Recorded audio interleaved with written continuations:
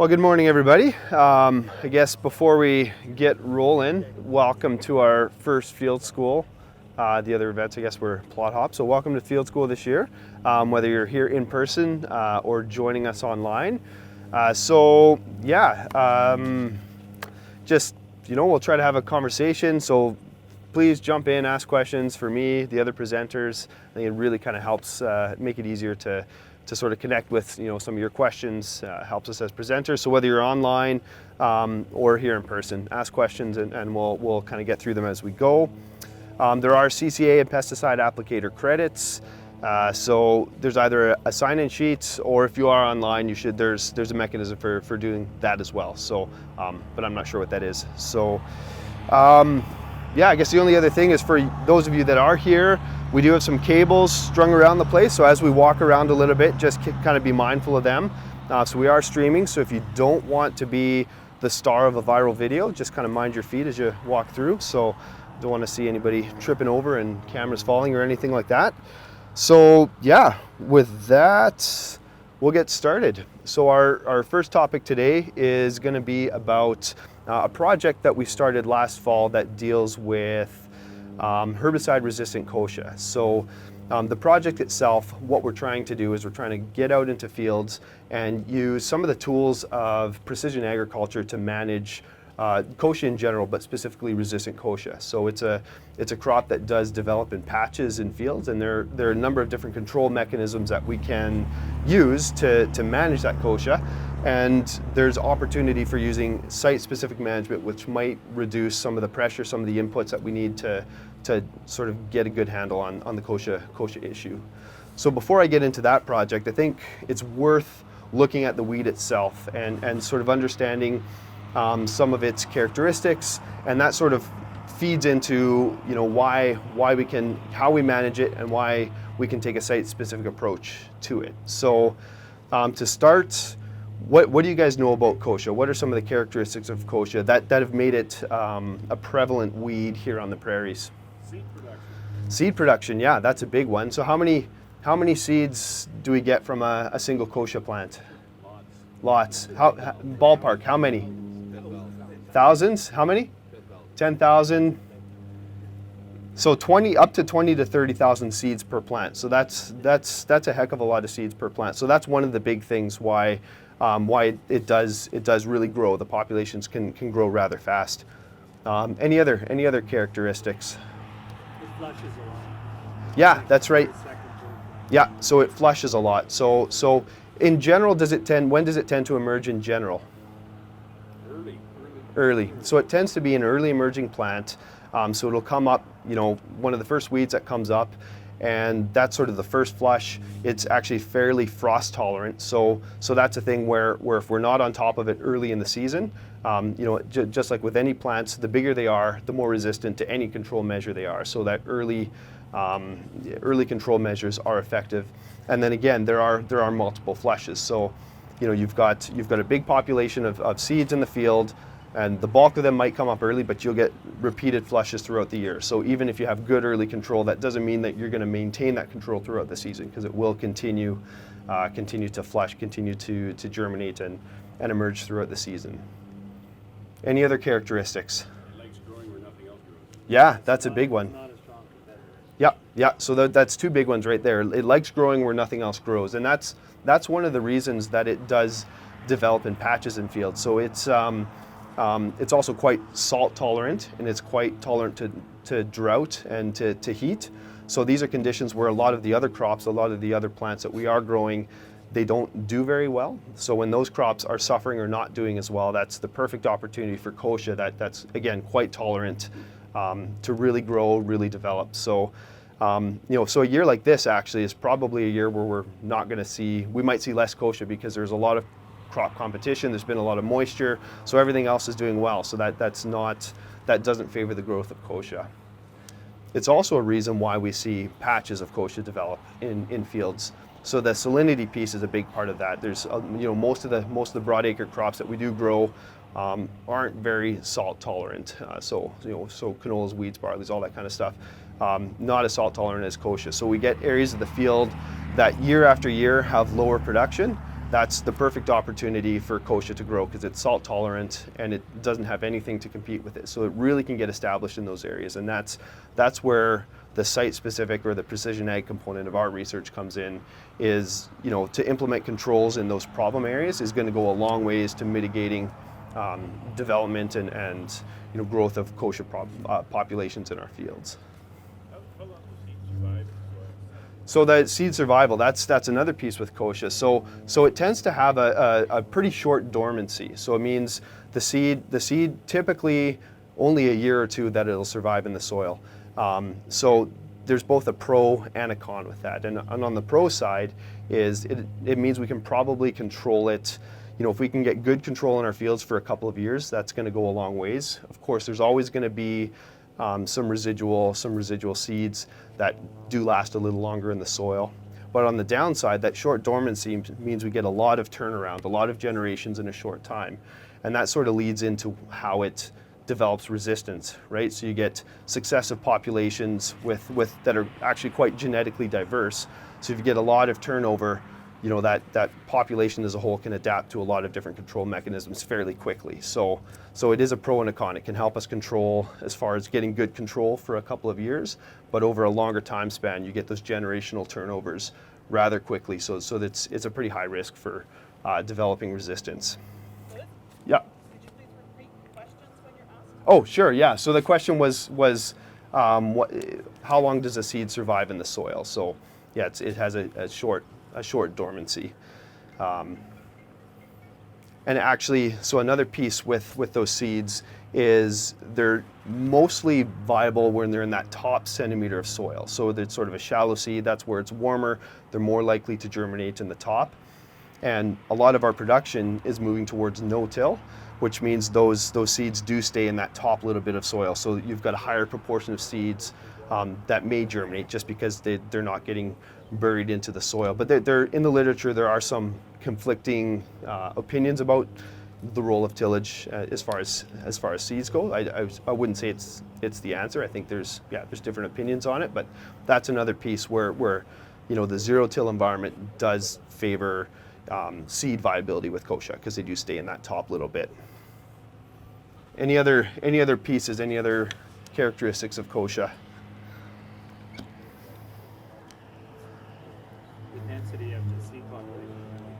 The density of the seed populations? Well, when it grows, like this spring, it's just, Sure, yeah. So it's that patch formation, right? So you get really dense groves, they can outcompete things once they get going, they get established. What about transport? Yeah. So the tumbleweed piece, right? So it's something we've seen, probably we all have seen either in fields or in presentations, but you get those lines of kochia growing in the field, and that's that tumbleweed. So you know, when the kochia does get mature, it dries up, it breaks off, and wind transport's a big thing. So it can move pretty far, pretty fast. They're also pretty light seeds. I think in the past, there was risk of getting weed seed in the seed that you bought because of the seed classification. I don't know if that's still the case as much anymore, but I know that's been an issue under the Canada Seeds Act in the past. So it does transport quite easily. It moves around fairly quickly. Yeah, I think that's the bulk of some of those characteristics. So maybe we'll move into why kochia develops resistance. So one, it's a weed that really thrives on the prairies, right? We've got dry conditions. We do have quite a bit of salinity, especially in some areas to the south of us here. You know, low tillage. There's a lot of factors that have sort of made it a weed that's going to do well in the prairies, but the resistance piece, that's a whole nother factor. So any thoughts as to why kochia might develop resistance maybe faster than some other weeds? makes it give all those characteristics you just mentioned. A lot of them, right? So Seed production and quick generational turnover. yeah. So seed production, quick generational turnover. There's also a factor where it produces quite genetically diverse seeds. So there's open pollination, so they can pollinate each other. The different plants can pollinate each other from quite a long distance. So you get a lot of different genetic genetic factors that can kind of interact with each other over a pretty big distance. So even though your kochia in this location might have certain characteristics, it is exposed to genetics from the field next door, or the field next door kind of a thing. And I don't know what the limit is on that, but I know that's a big factor in sort of, crossing all these different genetic factors. Also, the seeds there tends to be a wide range of genetics within the 20 or 30,000 seeds that are produced. So combining that with the quick turnover of generations, and you have a plant that really tends to develop resistance quickly. So resistance is from a herbicide standpoint, you would define it as when a population becomes susceptible to a normally lethal dosage. So for Roundup, for example, if a normal, say 1 liter application is no longer lethal, then that population has resistance. That doesn't mean that a higher rate wouldn't kill it. It just means that typical rate is not lethal. So yeah, I think that's that. So why don't we? Should we be applying higher rates? Is that a good strategy to do with kochia? Why not? Supercharge it. Yeah, that's right. So again, it's natural selection, right? So as if a 1 liter rate kills off a certain portion of the population, if we go to a higher rate, say 1.5 liters or 2 liters, then we're killing off all the population that's susceptible to that, but we're only leaving the survivors are going to be super resistant, right? The survivors are going to be resistant to a really high level of application rate. So that's where, increasing rates, it might be an option, but there's a high risk to that long term, and it wouldn't be recommended. Yeah. Is it a simple or complex genome? It's complex. I think there's a lot of different elements. So that's where kochia can produce seeds that have a wide range of characteristics, and that's part of why it develops resistance fast too. So your population has all sorts of different qualities, and that includes, say, maybe capacity to be resistant to different herbicides, but that feeds into why there are different flushes of kochia. So you have some seeds that might germinate early, later, and later. And in fact, they've seen that some of the herbicide-resistant kochia are starting to germinate later, because all the ones that germinate early are taken care of with a pre-seed burn-off, but then the resistant plants that survive are the ones that germinate late. So we tend to see some of the late germinating kochia being more resistant. So again, it's a very plastic as both a plant and a population, and that's why we have to use a lot of different tools to start managing kochia. So as far as resistance, does anybody know what kochia is resistant to? Herbicide-wise. 2s, 4s, and 9s. So group 2, the ALS inhibitors, that began about 30 years ago, I think the late 80s, early 90s, and that resistance has developed to the point where today it's almost impossible to find a sample of kochia that is not resistant. So when the researchers are trying to find a base sample to compare to, it's virtually impossible to find kochia that is not resistant to group 2. So we pretty much consider the population to be resistant. Group 9, which would be glyphosate. Any idea when we started to see glyphosate resistance? Yeah, so I think about 10 years ago we started to see it in the States. They do surveys periodically here on the prairies, and I think 2012, 2013 we saw 5% resistance. And the way these surveys work is they survey a number of fields, and it's not the number of plants that are resistant, but it's the number of fields that have resistant plants in them. So 2012, 2013 we had about 5% resistance across the prairie provinces. Any guesses as to what we saw a couple of years ago for glyphosate resistance? Any guesses? 20%, higher or lower? Higher? 30%? Higher? 50, yeah, over 50%. So over 5 years, we went from, 2012 to 2018. So 5 or 6 years, we went from 5% resistance to group 9s to 50%.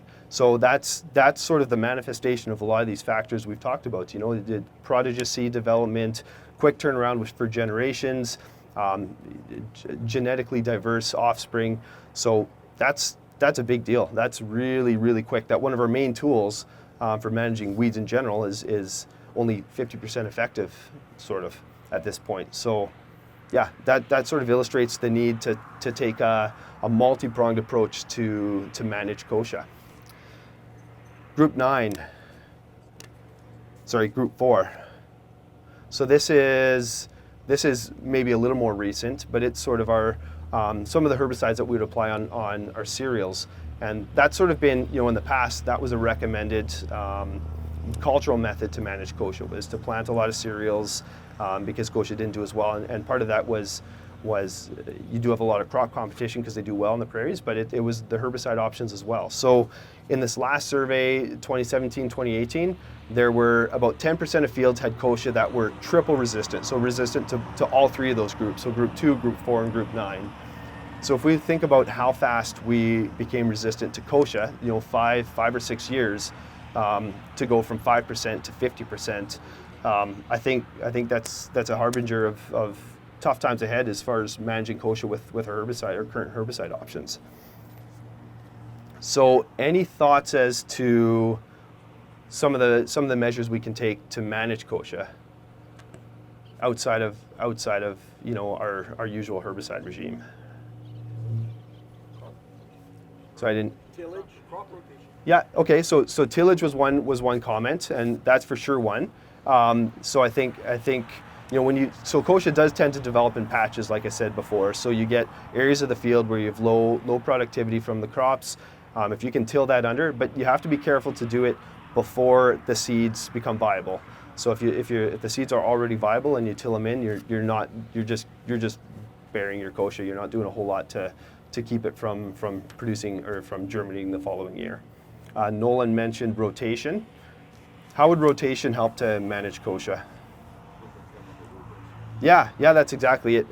To change up your chemical group so you're not hitting it with the same thing year after year. So you get a bunch of different crops, you get different chemical options, and different crops have different qualities that might make them more or less competitive with kochia as well.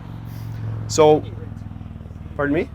Yeah, seeding rates. Yeah, that's a big one. So again, kochia doesn't do well when there's good competition. So one thing we could do is boost seeding rates, and this is another item that we've thought of in our site-specific approach, is where there are risk areas or where there is a history of kochia to increase our seeding rates, and that's something that with precision agriculture we have the capacity to do on the fly, to generate a prescription that's going to boost seeding rates in certain areas of the field.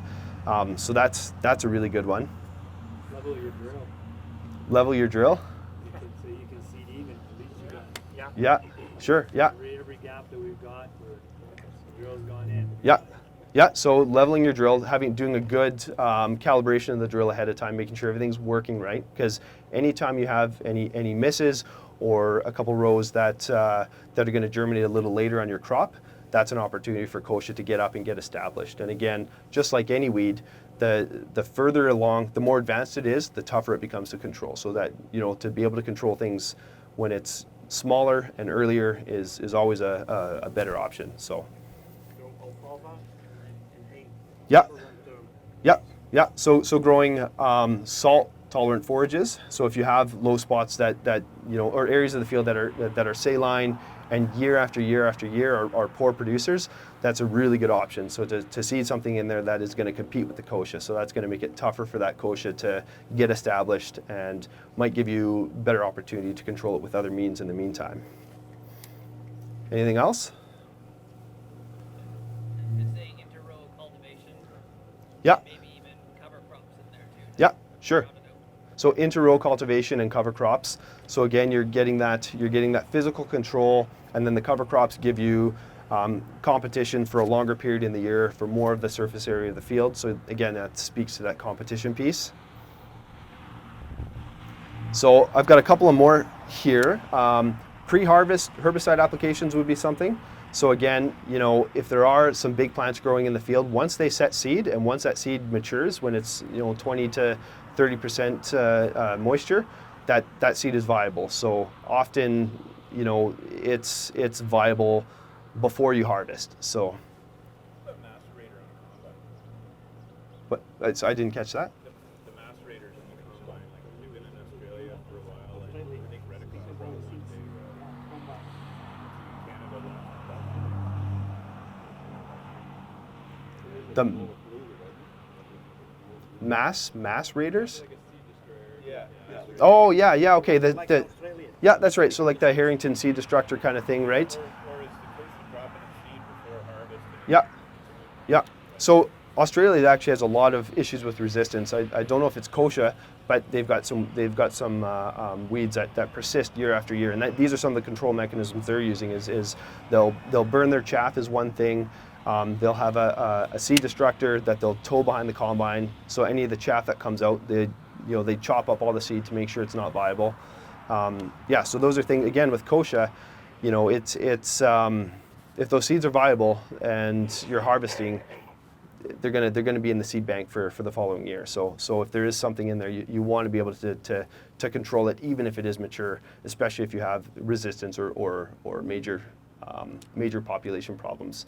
Mowing or cutting is another one. So again, this is something that you want to do before the plant becomes mature, because once those seeds are viable, even if the plant isn't dried down, those seeds will germinate the next year. So, any other thoughts on that piece?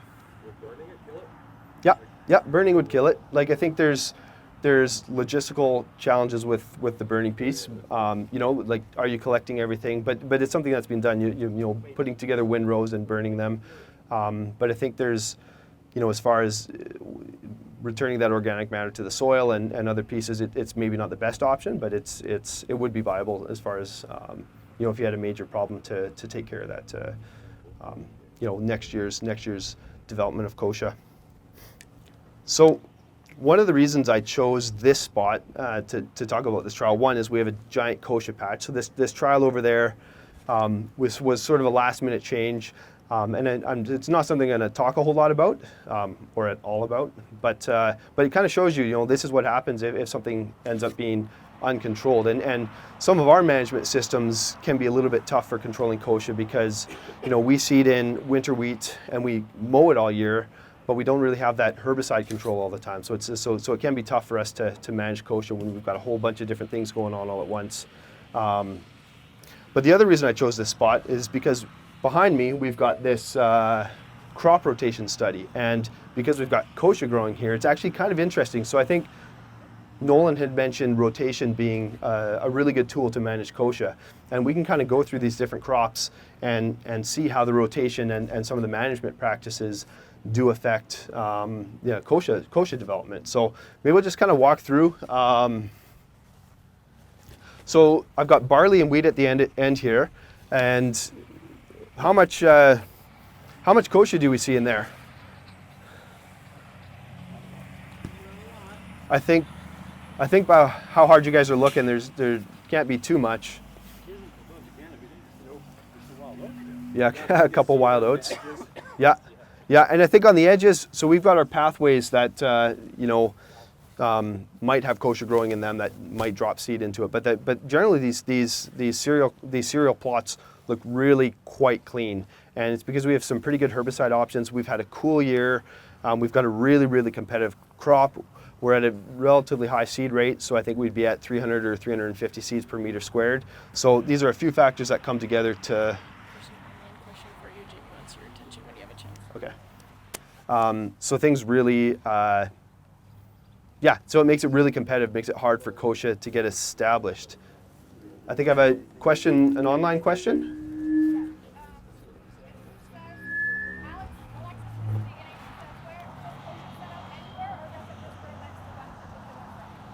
I didn't catch that. Does kochia set up anywhere or just grow next to one particular crop? Okay, so does kochia set up anywhere or does it grow next to a particular crop? And I'll kind of answer this as I go through some of this stuff, but it'll establish anywhere. And there are certain crops that are more or less competitive with kochia, and that has to do with some of the herbicide options, some of the competitiveness and how well they grow. But kochia is an issue in most crops. So now, if we kind of move over, we might have to move the speaker a little bit. What's that? Don't point Just don't point towards it. that guy. So, okay, I'll try to walk right. So now we've got canola. I don't know if you want to kind of take a look in that canola a little bit and see what we might have for kochia pressure there. Whether it's more or less than So What canolas are those? Bigger or that's a good question. Roundup. What seeding rate did you seed here? I don't know actually on this one. I don't know. It's very high, or it's We seeded really early in April. So I think we had wind shear. Seeding rate was about 100 seeds per square.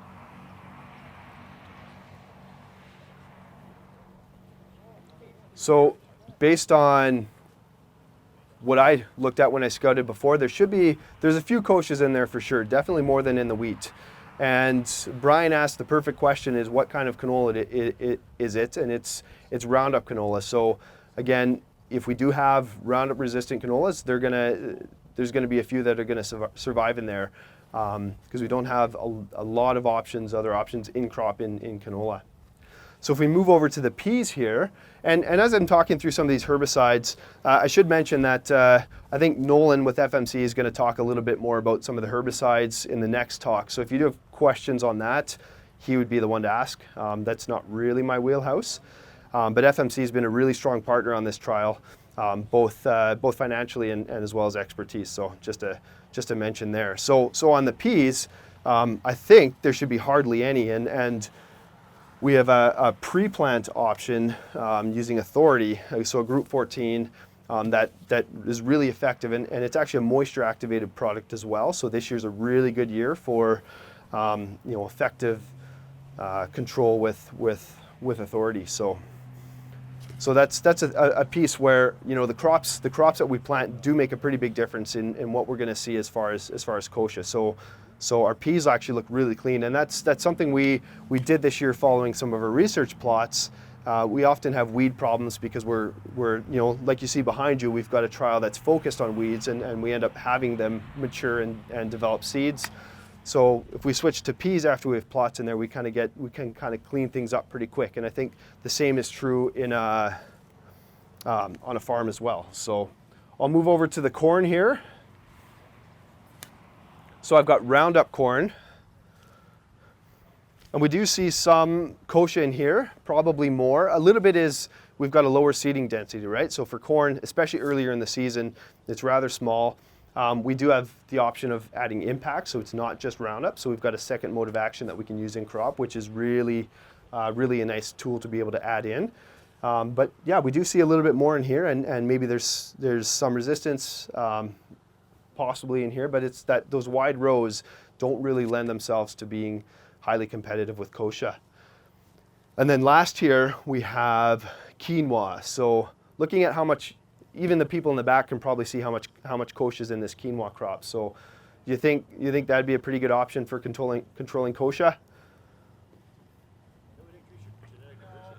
Yeah, it's good for increasing genetic diversity, George said. So quinoa is actually, there's very little herbicide, almost no herbicide options for quinoa. I think we can control grasses, and that's about it. So there's a lot of weeds. It's in quinoa. So that would be an option you might not want to implement.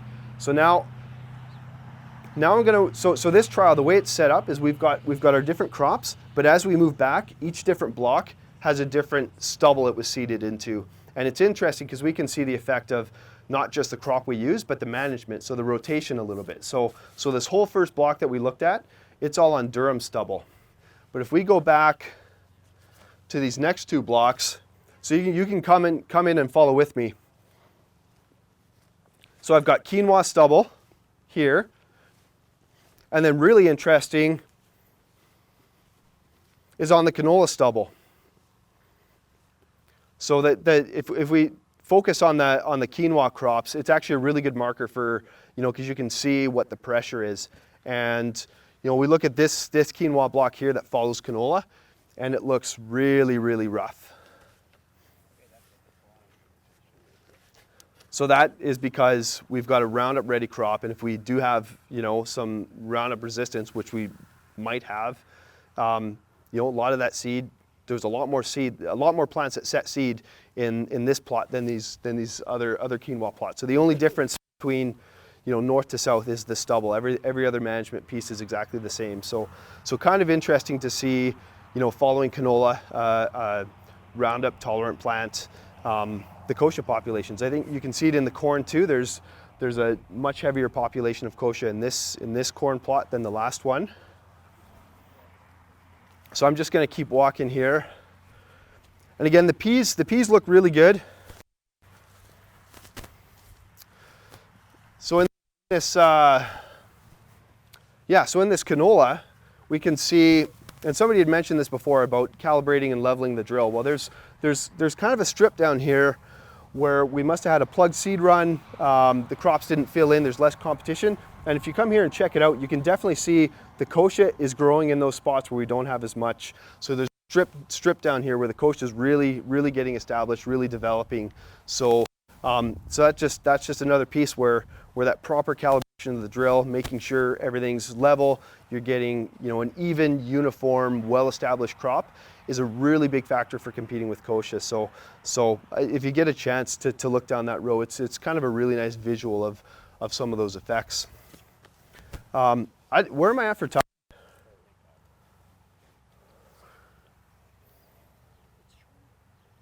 Anybody? Okay, well, I'll just keep rolling then. 10 minutes left? Okay. So yeah, so all of these factors, and feel free to kind of walk around and take a look at some of this stuff, because it really is kind of interesting from the kochia standpoint. So the quinoa is a really good marker, the corn's a really good marker, and that gap in the canola where the crop didn't grow as well from a seed or miss or it's a good visual of it. So all these elements, they fit into the research that we're starting on site-specific management of kochia. So what we've done is we've taken all the characteristics of kochia that we know, and we're doing two things. We're going to do our best to identify kochia in the field, identify areas where kochia is at risk to develop, and then to implement control measures in those areas rather than in the entire field. So we talk about mixing herbicides or adding in different expensive, time consuming. So if we can apply herbicides that might be more expensive but are certainly more effective on 20% of the field where we have the highest risk, that might be a really good way to control it at a more cost-effective level. So what we've done is, I'd mentioned kochia it stays green actually pretty long in the year. So a lot of times your crops have senesced, but your kochia remains green, and that this is pre-harvest and actually post-harvest as well. So we've been flying our fields with a drone, just getting not multispectral. I think there's potential for multispectral imagery to identify kochia against other weeds, but if we know a field has heavy kochia pressure, we can identify those green patches, and there's a lot of software, in fact free software, that you can run that imagery through, and it's going to highlight everything that's green and do a really good job of it. So we had 3 fields. We mapped them either just before harvest or just after, depending on the crop and depending on how easily that kochia was standing out.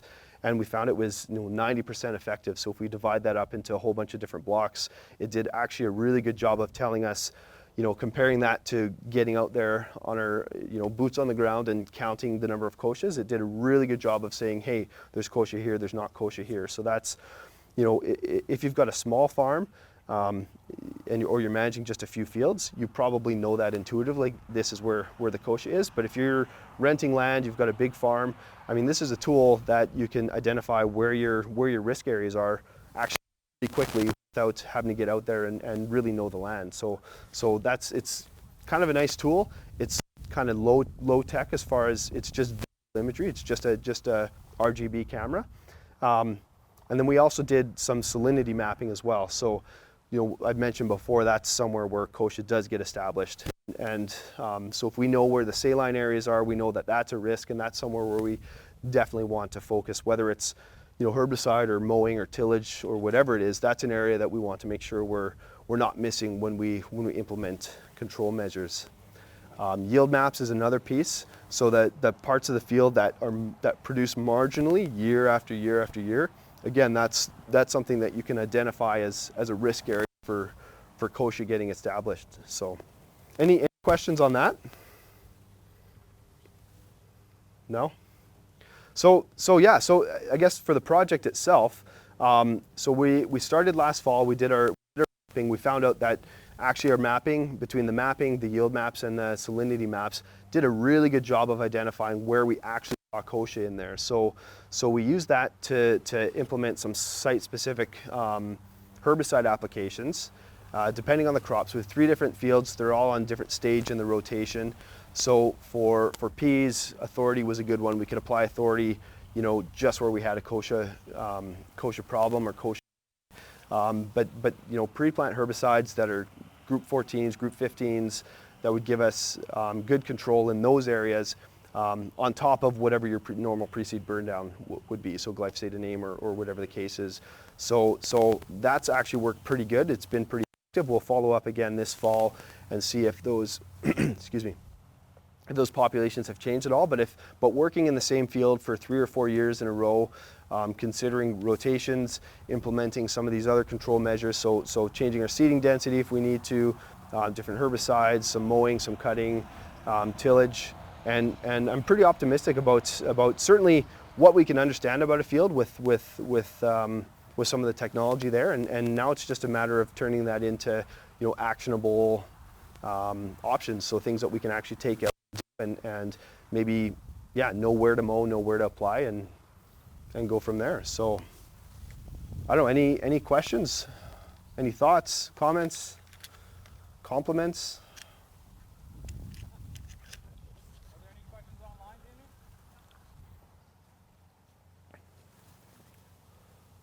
I think that farms have to start considering with the mowing and things, because you can't do pre-harvest on as much stuff anymore. You got Roundup resistant Kosher, but you also got marketing issues that are coming along now. So, Yeah. you know, new piece of equipment a guy might need is a mower. Yeah, that's right. So this project we're working in tandem with Charles Geddes at the research station, and he's sort of the weed scientist expert here, and he's done a lot of work. He's focused on kochia quite a bit, so he's doing some small plot work on some of these other options. Where you're right, you know, the pre-harvest between resistance, and again, the resistance is going to continue to change. We can't continue to rely on herbicide to manage a plant like kochia that's so plastic and so adaptable. We have to attack it with every control measure we have, or it's going to really be a scourge moving forward. So Charles is doing a lot of work on some of these different options. So cutting, time of cutting, you know, tillage, how deep of tillage, when do you till, all these things, and so we're going to take some of the results from his work and we're going to apply it at the field scale. So again, we know where these patches are, where they're developing, and we'd like to, you know, take them on. Another piece with kochia is, again, it grows in those marginal lands, but sometimes those marginal lands are areas that are really tough to take care of or manage. So one of the fields we're working in, there's a series of power poles through the field, and you can see around those poles, it really gets established there because the seeder can't get right up to that every year. So we end up getting, that kochia really builds up there. So you get these little nests, these little patches, and again, 20, 30,000 seeds if they get to maturity, because you're not able to get the sprayer up there, you're not able to get the mower that close, and all of a sudden your problem builds in a real hurry when you have that many seeds. Is there? Yeah. So somebody was asking, as research continues, can you describe how farmers might continue to maintain kochia control? Okay, so the question is, as research continues, can you describe how farmers can continue to maintain kochia control? And that's a lot of what I'm just talking about now, is some of these other tools. So I think the big thing is to attack it from every different direction. So, you know, that's the thing with resistance. We think about it in terms of herbicide often, but it can be a lot of different things. There was an example I saw. I think it was in somewhere in Asia, and they were growing rice, and there was a certain weed in that rice. It was a grassy weed, and their mechanism for removing it was to pull it out by hand. And they could identify this because it had a red stem, this particular weed. So they pulled out all the red ones, and they had really good control. But then over time, they were selecting against the red-stemmed variety, and then there's a mutation that built a variety with a white stem, and then that one they never pulled out. So all of a sudden, it developed resistance to that hand weeding method. So that resistance, I mean, we think about it in terms of herbicide, but it's everything. You know, if it could build resistance to mowing. If we mow the tops off, but maybe there's smaller, you know, a smaller again, it's a genetically diverse plant. It's very plastic as a population. So if you have a bunch of 2-inch kochias that develop and that miss that mowing and are able to go to seed staying low to the ground, all of a sudden mowing isn't an effective strategy. So I think it's the biggest thing we can do is attack it from as many different directions as we have. So, using our rotation, our herbicide options, boosting seed rates where appropriate, mowing, cutting, tillage, all these options. I think the biggest thing is to mix it up, to kind of do whatever you can, and to not let those little nests survive. So those little patches on an oil well site or by a power pole or on the field edges, because you can clean up your field maybe in a couple of years, but if it only takes one plant to roll through and all of a sudden you've got a problem again. So hopefully that answers that question. Any other thoughts? Well, I'm out of stuff to talk about, so thanks so much for your attention and lots of good participation and questions. I think we've got a bit of time before we have to move on. I'm sure there's 5 minutes left, so come ask me questions and take a look through some of these. So I've got these yellow stakes indicate what stubble was here last year, and it really is kind of interesting because you can, especially in some of these marker, what I'm calling marker crops like the quinoa and the corn, you can really see the difference in what happened last year and this year. So you see that compounding effect of 2 years of crops. So thanks so much.